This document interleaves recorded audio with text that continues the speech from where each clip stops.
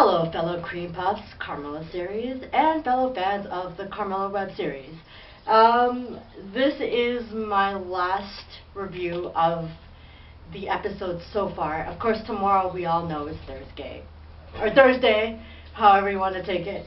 So I am finally reviewing episode 13. I had to rewatch all the episodes once again, just to get it all right. So episode 13 is called Emergency Procedures. And so we see why Perry freaks out in terms of who she sees in the room that Laura and Verderberg were in previously. Guess what? Will's alive. Yeah, so apparently, like I said, LaFontaine and Perry dragged Will's body, but Perry didn't know that she was dragging Will's body, and she staked him. But the interesting part of this episode is the fact that it's not Will, it's JP. And the smart part is that LaFontaine thinks it's so amusing and entertaining, the fact that using a dead vampire to have a disembodied presence like JP, in terms of using them for the episode. And it was really weird just to watch Will come back from being a dead vampire from season 1 to being an unconscious subconscious of JP, because we don't know where his body is and nobody ever said anything from season 1.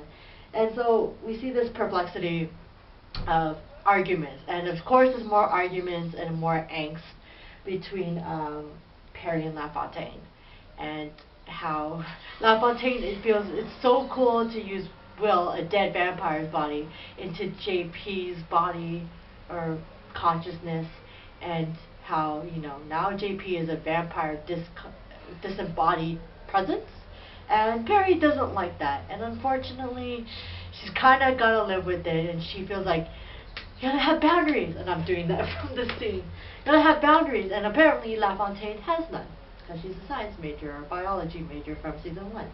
So LaFontaine is being a smartass by doing so, and that's gonna hurt her relationship with Perry in the future episodes. But LaFontaine can't get enough of staring at Will, who's JP, and I think she's in love with him, but I don't know. That's the writers. Again, I'm looking at the writers if you're watching this video. Yeah, I find that very interesting that you decided to use Will out of every character. Maybe you could have used Matt O'Connor, Kirsch, but that would have been weird. Use Will as a host to JP, and it's very complex.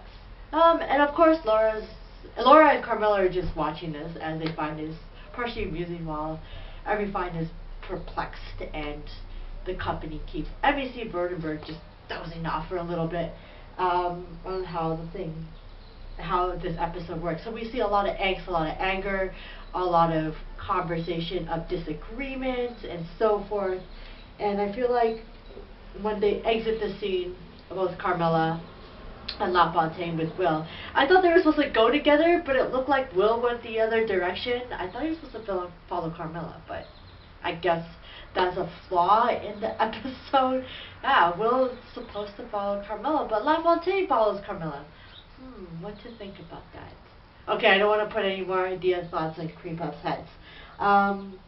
Take it what it is worth.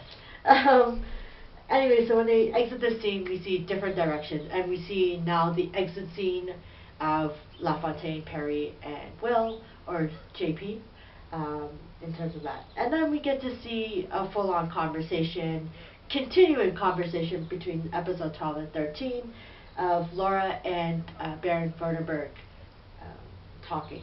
And Verderberg is a little bit more worried now that Laura is kind of caught in the middle between this whole vampiric, paranormal thing, and the things that she wants to know, and the ideas that she wants to put forth, and trying to put all this crammed space out there and make it all interesting.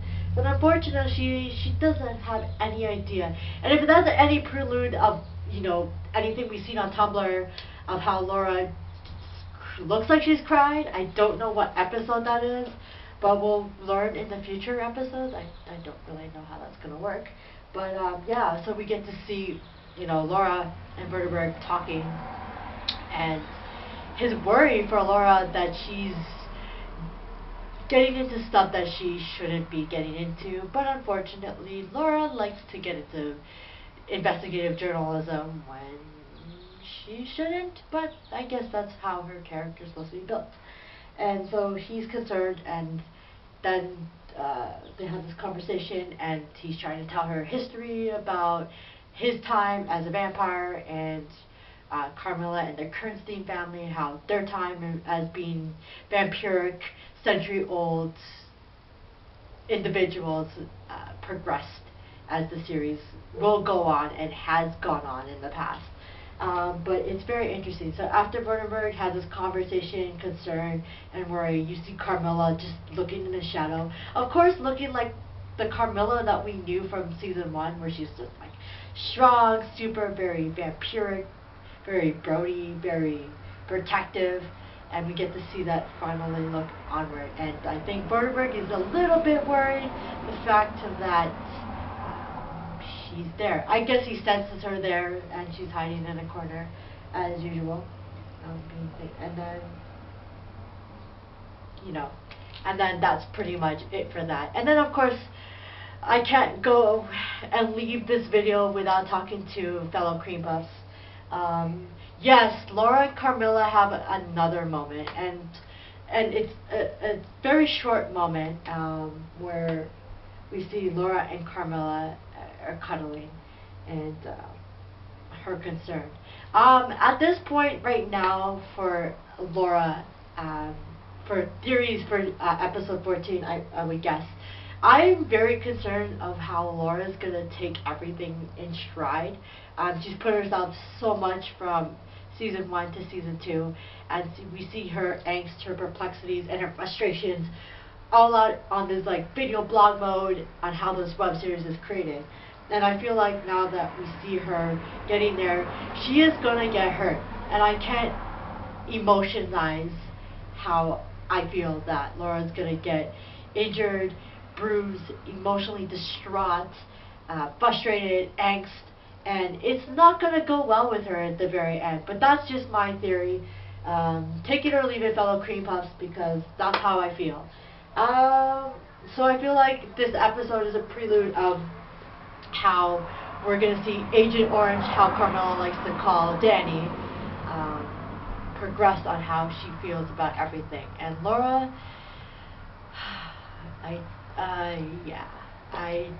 there's not enough words to say about Laura, how I feel her as a character.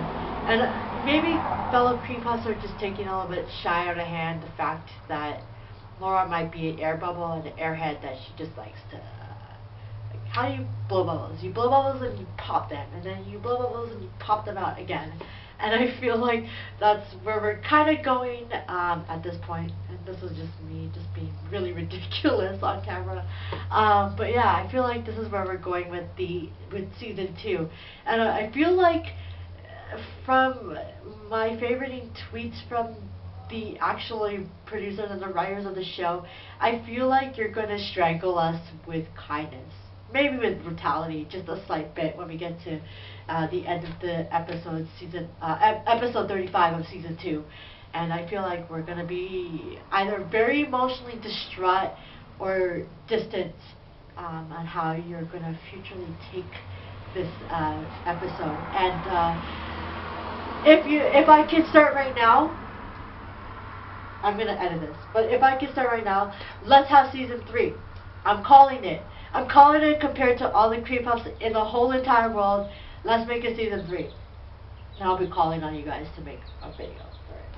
But yeah, so far, episode 1 to episode 13, we get to see all this crazy madness, angst, a love triangle, love affair, loves, kisses, hugs, complexities, and everything above. And we're going to see more of it. Maybe even more emotionally distraught than we anticipated from season 1 to season 2. Maybe a character dying. That's because a lot of the fans have posted a lot of the theories, and I'm just feeding off of it. So this is how I feel like we're going to lose a main character or two. And we'll see how far. But that's just my theories for now, and I can't wait to see more. I will be back for review tomorrow night, right, for episode 14 of season 2 of Carmilla. So, for right now, your girl SJ, aka SJ Reps You, once again, is signing off, and we'll see you more. Right now. The end. Peace and one love.